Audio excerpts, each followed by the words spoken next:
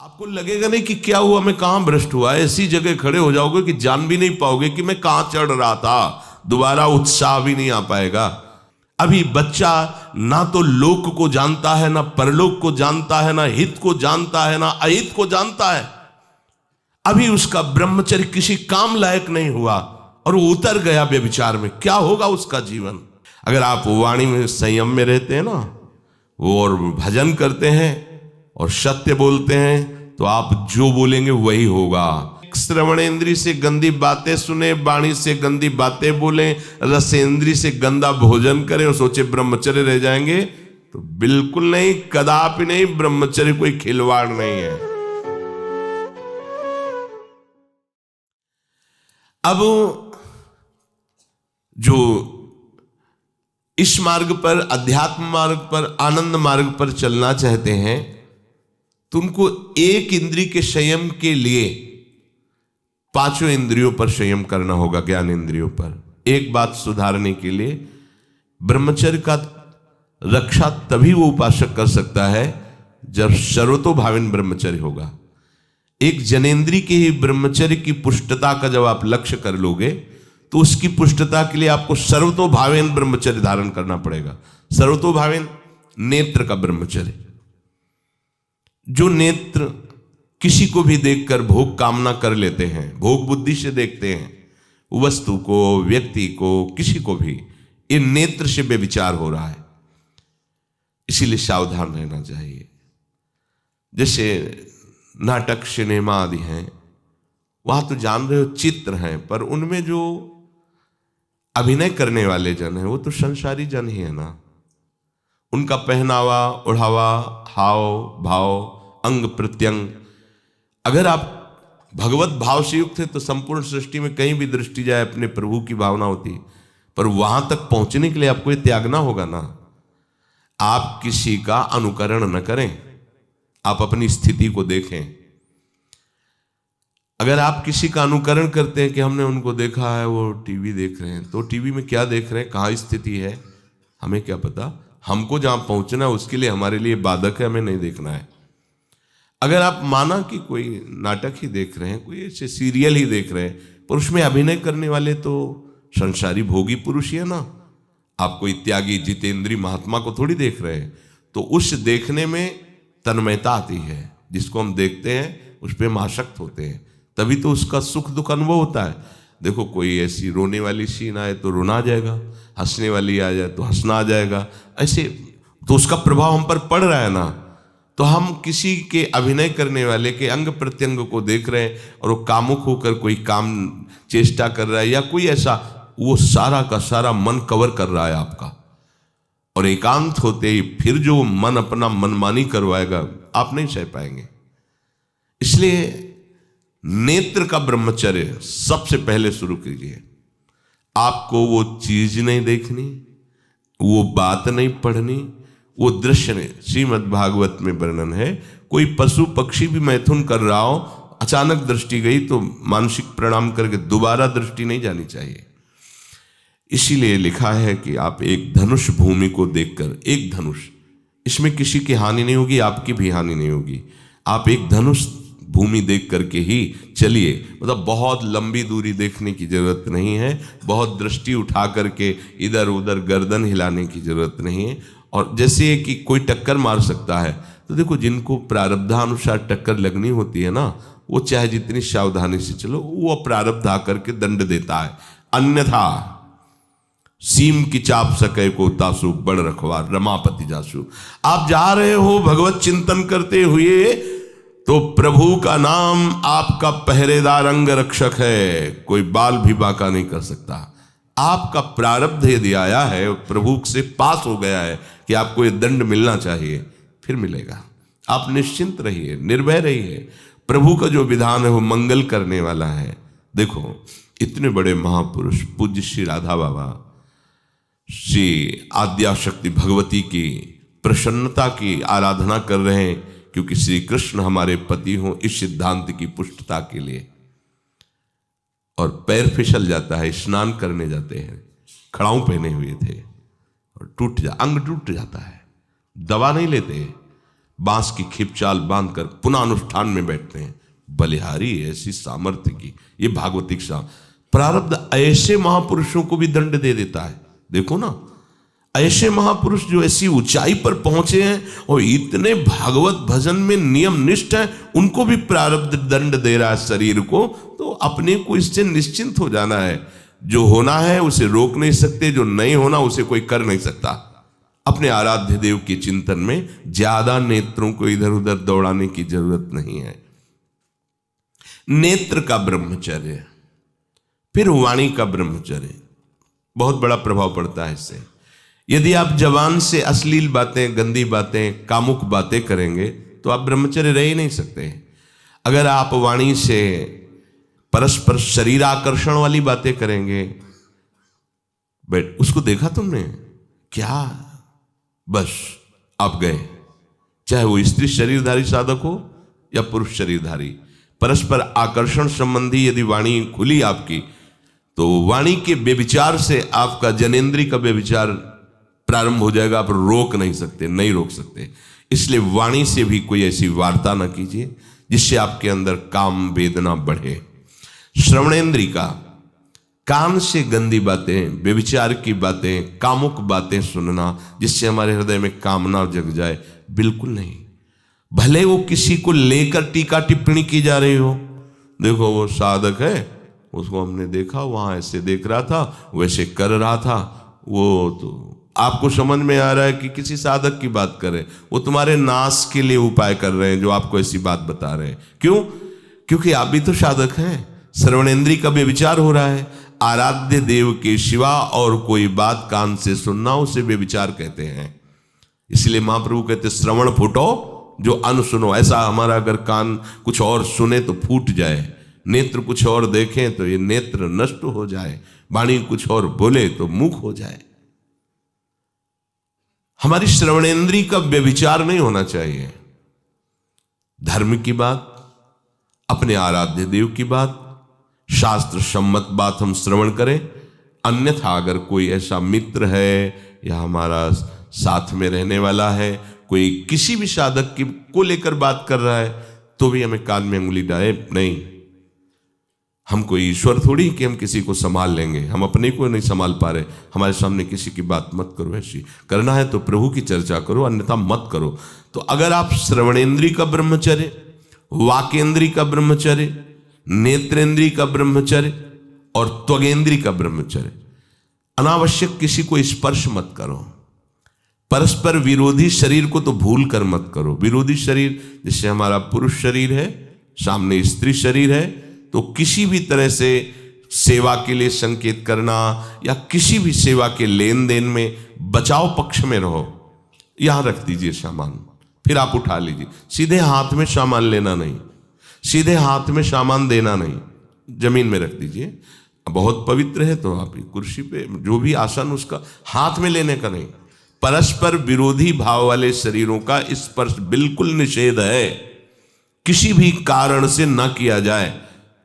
मान लीजिएगा ये बहुत मतलब आवश्यक है, यदि आप इसमें चूक कर गए तो धीरे धीरे आप फिसल के वहीं खड़े हो जाएंगे जहां से चढ़ना मुश्किल है। किसी भी साधिका को, किसी भी साधक को परस्पर लेन देन हाथ में नहीं करना चाहिए। मानो हमारी बात, आपको माला देनी, चौकी पे विराजमान करो, हम उठा लेंगे। हमें कोई सामग्री, ये सामान रखिए, आप उठा लीजिएगा। कभी भी कोई भी परस्पर मुस्कुराहट, बातचीत, ऐसे कोई इशारे यदि दिखाई दे तो आप बचो और उसको बचाओ।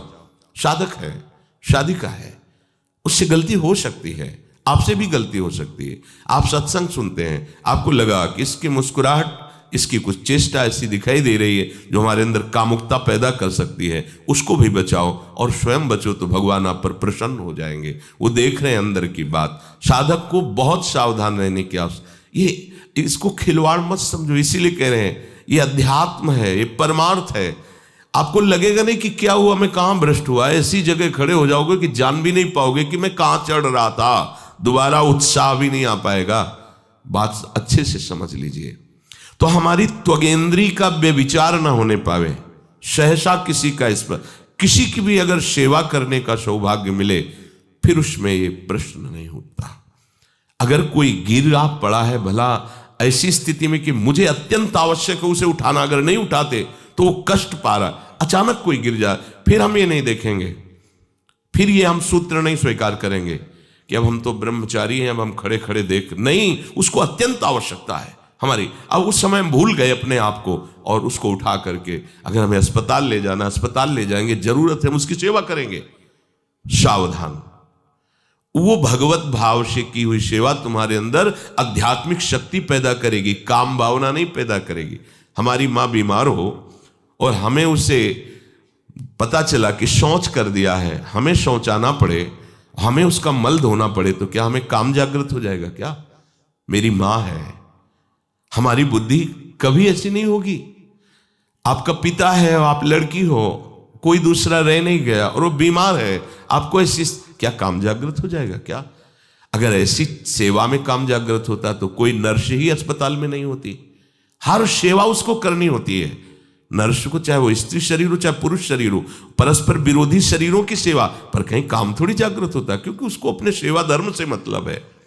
तो ये सेवा के समय इस सूत्र को न देखा जाए, पर ध्यान रखें, अत्यंत आवश्यक जहां आपके सिवा नहीं हो सकता वहां अगर हमें ऐसा अवसर मिलता है कि सेवा उसे हो सकती है तो हम पहले उसे प्रेरित करेंगे। और अगर ऐसा है कि अब कोई नहीं है, फिर हमारा परम धर्म जागृत हो जाता है परहित का। अगर हमारा कोई निंदा भी करे, कोई शरीर की भी हानि हो जाए, अब हम परवाह नहीं करते। परहित सरिस धर्म नहीं भाई, इससे बड़ा कोई धर्म नहीं है। पर ध्यान रखें, भगवान को साक्षी करके ये उस समय की बात है जहां बिल्कुल कोई अब गुंजाइश नहीं रह गई है। त्वगेंद्री को ऐसे सहसा किसी आप पुरुष शरीरधारी पुरुष को भी सहसा इससे आप में शक्ति जागृत होगी। यदि आप वाणी को मौन रखते हैं और भगवान नाम जप करते हैं और सत्य बोलते हैं, तो आप जब कभी जो कुछ भी बोलेंगे वैसा ही सत्य होगा। गांधारी जी ने कोई तप नहीं किया था। जब सुना कि मेरा ब्याह धृतराष्ट्र से हो रहा है जो बाह्य नेत्र रहित हैं, उसी समय पट्टी बांध ली कि जब मेरा पति संसार को नहीं देख सकता तो मैं भी संसार को नहीं देखूं। जब मेरा पति मेरे रूप को नहीं देख सकता तो मैं भी किसी के रूप को नहीं देख, पट्टी बांध ली थी। जब महाभारत का युद्ध चल रहा था, बड़े बड़े वीरों को मार गिराया जा रहा था, गांधारी ने दुर्योधन से कहा, सुन, मुझे पता है कि भीम की गदा को तो झेल नहीं पाएगा, क्योंकि सबसे बड़ी बात भगवान का वरद हस्त उनके ऊपर है। दूसरी बात, वो पवन पुत्र है, वो जब अपने आवेश में आ जाएगा तो तेरी सामर्थ्य नहीं कि उसकी गदा के प्रहार को तू सह सके। पर मैं तुझे शक्ति प्रदान करूंगी। मैं एक पतिव्रता हूं, आज तक कभी पति का वरण करने के बाद कुछ देखा नहीं है। मैं अपने नेत्रों की पट्टी खोलूंगी, तू नग्न होकर मेरे सामने आ जाना। मेरी दृष्टि पड़ते ही वज्र का शरीर तेरा हो जाएगा। किसी की सामर्थ्य नहीं कि तेरे उस अंगों को तोड़ सके। भगवान सब कुछ जानने वाले हैं। भगवान भक्त पक्षपाती होते। भगवान का स्वभाव भक्त का पक्षपात लेना होता है। वो अपने महल से कॉरिडोर से जा रहा था गांधारी जी के पास, भगवान आ गए चट से, तो तुरंत उसने हाथ ऐसे लगा लिया। मुझे शर्म आनी चाहिए यार, तो हस्तिनापुर के सम्राट पद पर अभिषिक्त होने के लिए तैयारी कर रहा है, नंगे घूम रहा है गली में। उसने कहा, गली में नहीं, माँ के सामने जा रहा है। अरे कोई बच्चा है, ऐसे जाया जाता है माँ के सामने? उसने कहा, माँ ने कहा है कि हम पट्टी खोलकर तुम्हें देख लेंगी तो तुम्हारा शरीर वज्र का। चलो माना, माँ की आज्ञा का पालन करो, थोड़ा इन अंगों को तो ढक लो। तुम तो बड़े हो, कोई बच्चे थोड़ी माँ के सामने ऐसे चले जाओगे, ढकना चाहिए तुम्हें। वापस कर दिया। वो यहाँ ऐसे पत्तों से ढका, वस्त्र नहीं पहना, माँ की आज्ञा ऐसे पत्ते से ऐसे कमर से ऐसे ढक लिया, पीछे आगे ऐसे। गांधारी जी ने पट्टी खोली और जे ही देखा पूरा शरीर वज्र का हो। तो ये क्या किया तूने, कमर में क्यों बांध लिया? बोले शर्म लगती थी। कैसे आपके? बोले यहीं से मारा जाएगा। भीम की गदा का प्रहार तेरी इसी जंघा और कमर को तोड़ देगा, तेरी मृत्यु। मान गई, प्रभु के विधान के आगे किसी का बल काम नहीं करता। गांधारी, ये केवल आंख में पट्टी बांधने की सामर्थ्य थी कि मेरा पति यदि अंधा है तो मैं भी किसी रूप को नहीं देखूंगी। अगर आप वाणी में संयम में रहते हैं ना, वो और भजन करते हैं और सत्य बोलते हैं, तो आप जो बोलेंगे वही होगा। पर ऐसा कुछ अनर्थ वो बोलता ही नहीं, क्योंकि ऐसा संयमी जान जाता है कि इन सब का फल भगवत प्राप्ति है, किसी को कष्ट देना नहीं है। एक एक इंद्री का जब आप ब्रह्मचर्य संयम करोगे तब आपका वीर संयम होगा। ध्यान रखना, आप नेत्रेंद्री से गंदे चित्र देखें, श्रवणेंद्री से गंदी बातें सुने, वाणी से गंदी बातें बोलें, रसेंद्री से गंदा भोजन करें और सोचे ब्रह्मचर्य रह जाएंगे, तो बिल्कुल नहीं, कदापि नहीं। ब्रह्मचर्य कोई खिलवाड़ नहीं है। जो ये तो हुआ इंद्रियों का, फिर आता है अंतःकरण का ब्रह्मचर्य। हमारा मन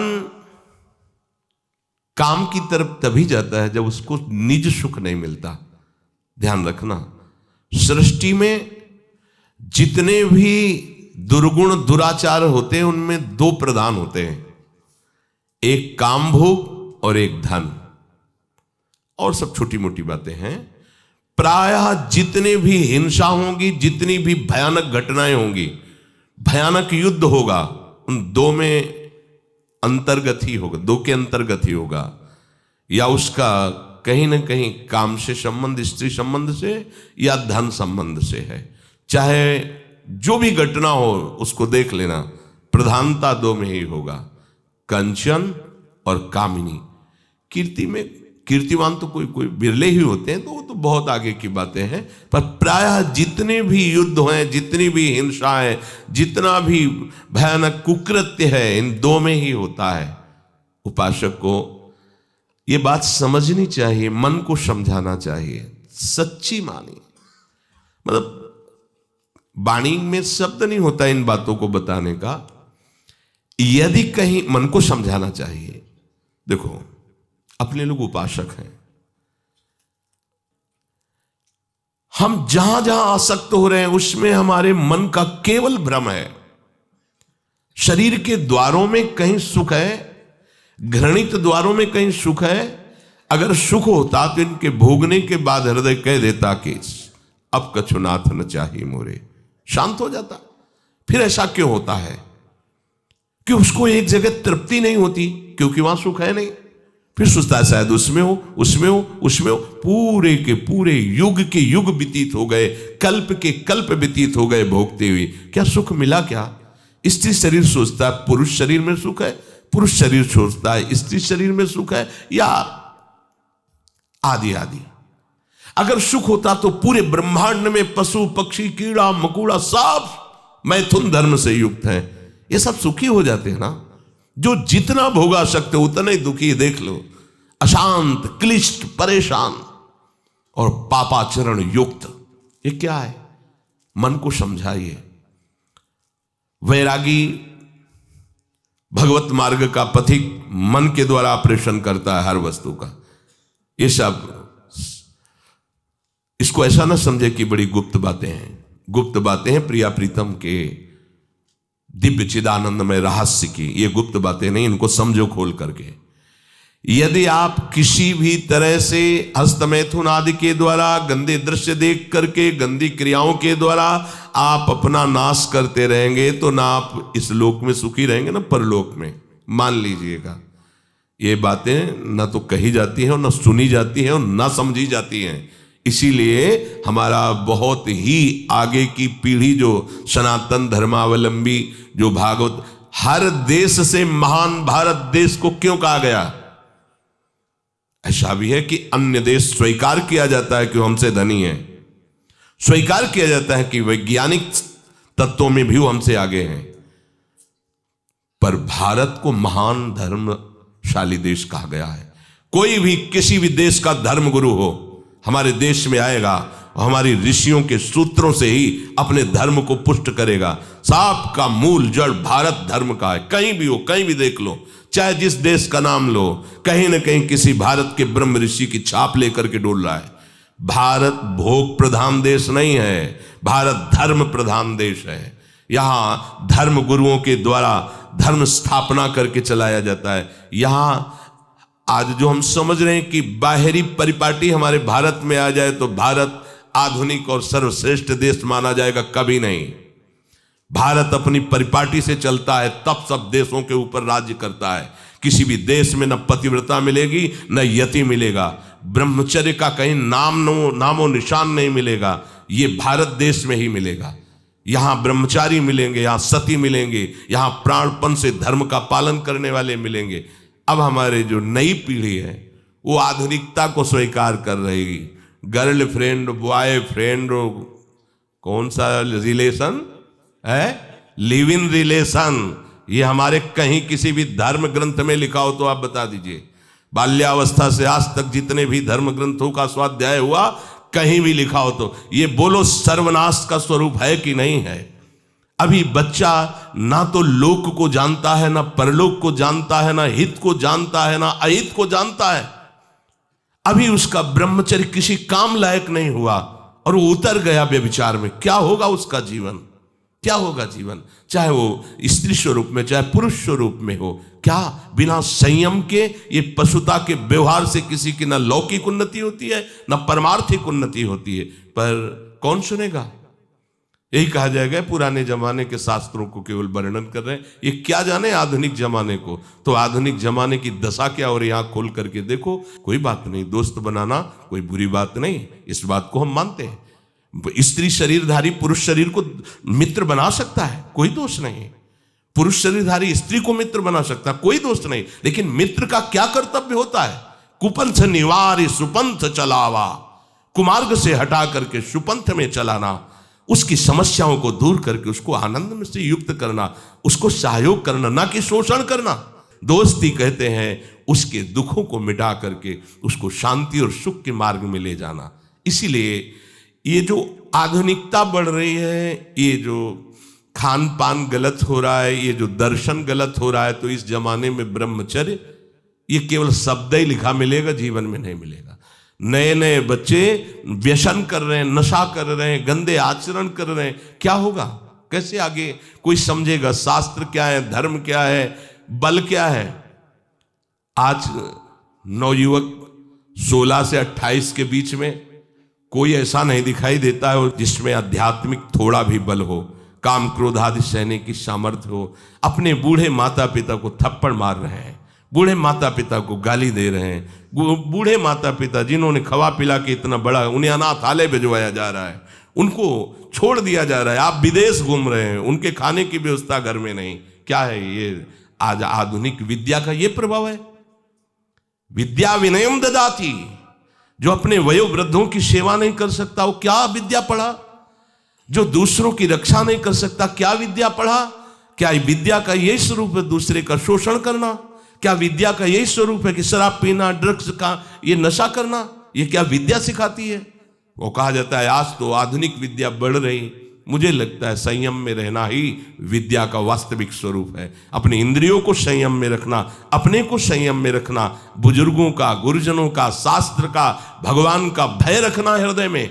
ऐसा नहीं, आप तभी निर्भय हो पाओगे यदि शास्त्र का भय नहीं, भगवान का भय नहीं, धर्म का भय नहीं, तो फिर आप वहां पहुंच जाओगे जहां भय ही भय।